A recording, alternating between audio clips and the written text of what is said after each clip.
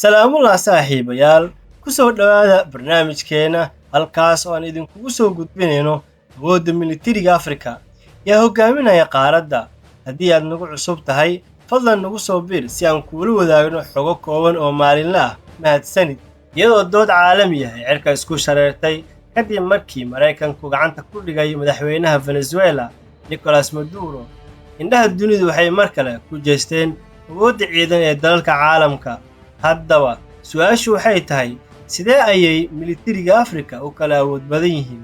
Sida ku cad warbixinta Global Firepower 2025, dalka Masar ayaa ah kan leh ciidanka ugu awoodda badan Afrika, waxaana ku xiga Algeria halka Nigeria ay ku jirto kaalinta saddexaad.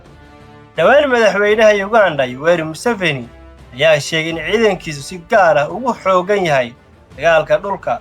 Hase yeeshee warbixinta Global Firepower waxay muujinaysaa in Uganda ay kaga jirto kaalinta 23aad Afrika, iyadoo ka dambeysa dalalka dariska la ah sida Kenya iyo Tanzania.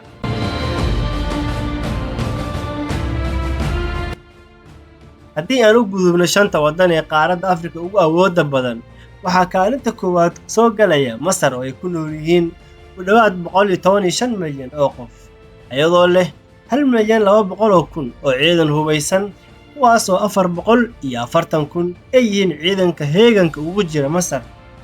Ciidanka dhulka Masar waa 685,000 halka ciidanka cirku yahay 50,000. Sidoo kale ciidanka badda Masar waa 32,500. ciidamada kaydka Masar waa 480,000 kuwaasoo haddii loo baahdo dagaal geli kara saacad walba.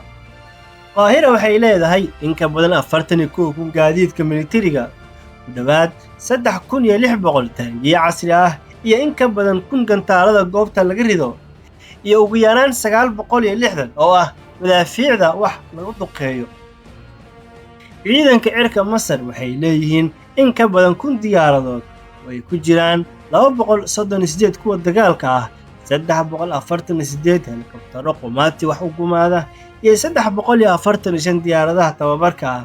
Dhanka awoodda badda, Masar waxay leedahay 8 gujis kuwa badda muquurta, 2 markab oo ah kuwa diyaaradaha qaada oo aysan jirin waddan kale oo Afrikaan ah oo leh, iyo maraakiib qaadi kara ilaa 230,000 oo tan oo sahay militari ah. Algeria ay ku nool yihiin 46 milyan oo qof ee inoo galayso kaalinta labaad.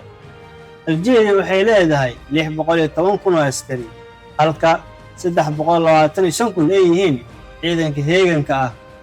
Dhanka dhulka, Algeria waxay leedahay 26,000 oo gaadiid militari ah, ku dhawaad 1,500 taangiye casri ah, 224 madaafiicda goobta laga rido, iyo in ka badan 480 gantaalada meelo fog wax ka duqeeya.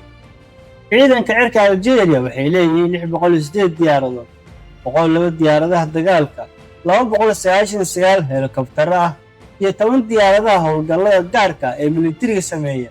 Waxaa intaa u dheer oo ay sidoo kale leeyihiin 87 diyaarado kuwa tababarada ah. Nigeria ayaa kaalin saddexaad ku jirta, iyadoo xooggeedu ugu weyn yahay ciidanka dhulka. Waxay haysataa 280,000 oo askari, iyadoo leh in ka badan 8,900 gaadiidka dagaalka ah. Inkastoo ay ku xoogan tahay dhulka, awooddeeda badda ayaa weli ah mid kooban marka loo eego dhigeeda Masar. Koonfur Afrika oo ah waddanka kaalinta afraad inoogu jira, waxa uu leeyahay qiyaastii 151,000 oo askari. Waxay si gaar ah ugu horeeyaan dhinaca madaafiicda gantaalada iyo gaadiidka gaashaaman oo ay gudaha dalkooda ku farsameeyaan. Ethiopia ayaa soo xiraysa shanta sare, iyadoo leh 162,000 oo askari. Ethiopia waxay xoogga saartaa ciidanka lugta iyo madaafiicda goobta, iyadoo dhowaanahan dib u soo nooleynaysa dhismaha ciidanka badda inkastoo aysan bad lahayn. Dalalka ku jira heerarka ugu hooseeya militariga Afrika waxaa ka mid ah dalka Benin, Jamhuuriyadda Afrikada Dhexe, Soomaaliya, Sierra Leone iyo Liberia. Soomaaliya waxay kaga jirtaa kaalinta 36aad qiimeynta Global Firepower 2025. Global Firepower waxay ku qiimeysaa awoodda militari ee dalalka caalamka iyadoo la eegayo barka, hubka, qalabka, tirada ciidamada, awoodda cirka, awoodda dhulka, awoodda badda iyo miisaaniyadda difaaca.